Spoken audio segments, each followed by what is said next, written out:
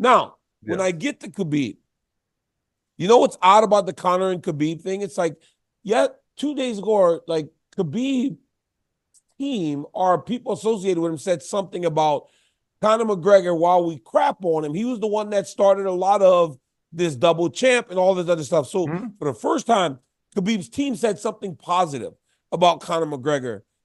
I believe, or I think, or I would hope that's with the idea that down the line, you can get that fight for Islam Makhachev because you know what it did for Khabib in terms of his star quality. Look what it did for Dustin Poirier, who Islam is fighting. So if you can manage to get Conor versus Islam down the line, that's the fight you want. Even Islam said it himself when talking to Kamaru Usman and Henry Cejudo. He said, you'd be an idiot not to fight Conor McGregor knowing what it means to you financially. Hey, aren't we all jealous of Khabib a little bit, though?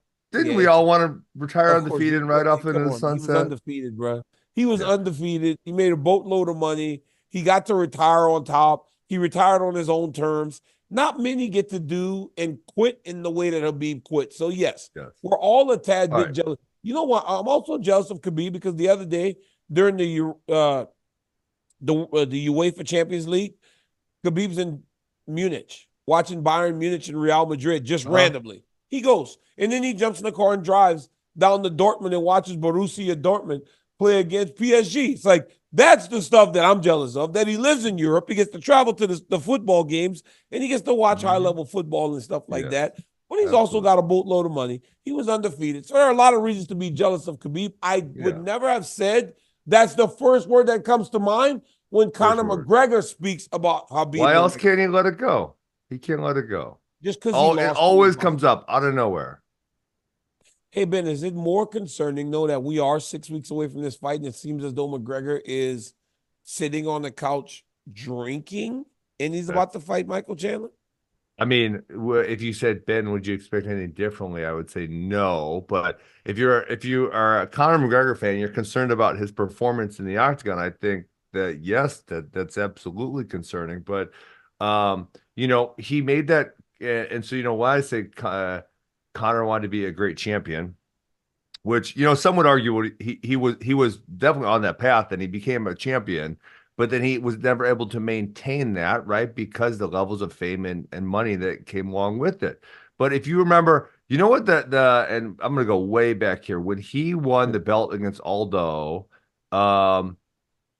he almost like started crying, and that I'm not even saying that's a negative thing. I'm saying that's a positive thing. Mendez. It was Mendez. Early in his career, he fought. Conor fought a lot. It was 5-11, 3-12, 3-13, 2-14, 3-15, 3-16. Like, he was super active, and you could tell it was really important. But then since then, it's like, one in 2018, one in 2020, one in 2002 in 2021. He actually fought twice that year, but he hasn't fought since July of 21. So we're going. Well, he broke his leg, right? He broke his leg. So obviously that takes time.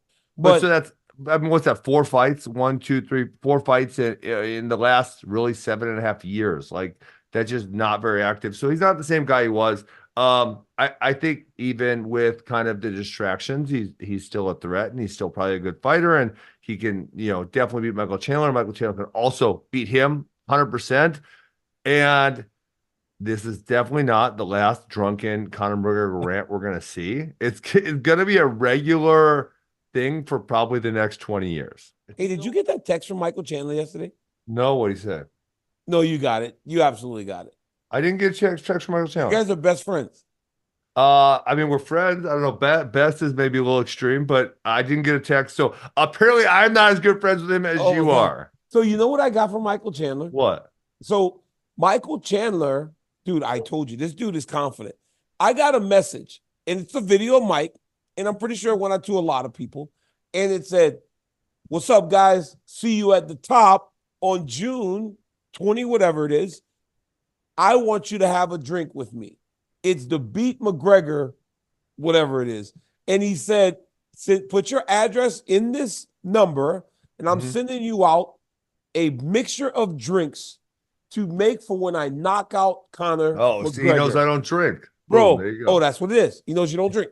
Anyhow, it's a list of ingredients that he's sending to your house to make sure that when he knocks out Conor, he wants Instagram videos of people drinking this drink bag. It's a very creative thing. That's very creative, Hey, yes. and it's from his assistant's number. This is my he goes. I do. He goes through it. You're getting this message from a number you don't recognize because it's my assistant. She is going to be sending out all these things that is going to Hey, allow for you to have a drink with me after I beat Conor McGregor. See you at the top, baby. Michael that's kind of Chandler. funny, huh? You like that? Would you have ever done something like that? You're not that creative. Well, you know what I did? I did do something like that. Maybe he learned from me. You know what I did in 2008, Daniel, when you and I made an Olympic team together? I made the Chin in China shirts and I distributed them at the Olympic trials before I beat your buddy Tyrone Lewis. You did. You Tyrone did. Lewis is a nice guy. He shouldn't be catching a stray in this video. He seems You like a always great giving him man. strays. You No, like I mean, I was just Tyrone undefeated Lewis against is a him, really so that's nice guy. all. Hey, he's got a new job at Baker University out in Kansas. So good for Oh, Tyrone. nice. Heck yeah. But does Chael have a point there before we move to the next thing? Does Chael have a point there that Michael Chandler's discipline is going to be why he wins this fight? Because hell, I'd There's a imagine. possibility. Hey, can I say this? Can I say this? Yeah. I mean, John Jones beat a lot of us, and we were pretty fucking disciplined. He Yeah. beat a lot of us, and we were pretty damn disciplined, Ben. Think Yeah. about that. Discipline is not the only characteristic, although it is hard to argue that being more disciplined would make you less successful. But yes, in fact, it is unfortunate. We know a lot of people who are not that disciplined who had tremendous amounts of success. So, yeah, they're correlated, but they're not exactly the same, unfortunately. I don't know if it's that simple. It's gonna be a great fight though, and I love that we're starting to the build. My biggest concern though, outside of all the videos and the insults to people, because like you said, that's just Conor. Have you ever caught a stray? You had to have, I'm sure, because he insults everybody. Bro, he called me you remember when I was on Fox and they said Dustin's a hillbilly? And oh yeah. then freaking Kenny you are goes, kind of what would you call you are kind of a hillbilly. A ghetto hillbilly. I was like, what? Of course I've caught a Conor McGregor stray. Everybody's caught a Conor McGregor stray. Yes, of course. Called me a ghetto hillbilly. Ghetto hillbilly. That's great. I should Bro, play and that then he more told often. me, and then we're sitting at a press conference in LA. Me and Dustin Poirier on one side, and him and Jones are on the other side. And he's just talking about Dustin's hometown and shitting on the town. And I'm like, yo, I'm from here too, bro. Like you're disrespecting me. I'm disrespecting Dustin. It's the craziest thing. He doesn't care though. He really doesn't care. Yeah.